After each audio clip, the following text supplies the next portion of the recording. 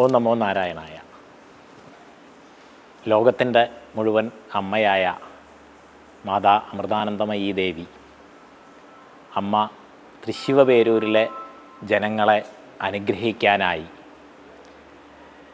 ആ കൃപയുടെ സ്നേഹാശ്ലേഷണം നൽകാനായി ഈ ജൂൺ 2, 3, 4 തീയതികളിലായിട്ട് അയ്യന്തോളിലെ ബ്രഹ്മസ്ഥാന ക്ഷേത്രോത്സവത്തിൻ്റെ ഭാഗമായി എത്തിച്ചേരുകയാണ്. നിരവധി വർഷങ്ങൾ അമ്മയുടെ പാദസ്പർശം കൊണ്ട് ഈ നഗരി ധന്യമായിട്ടുണ്ട്. ആ അനുഗ്രഹം കൊണ്ട്, കൃപ കൊണ്ട് നമ്മൾ ധന്യരായിട്ടുണ്ട്.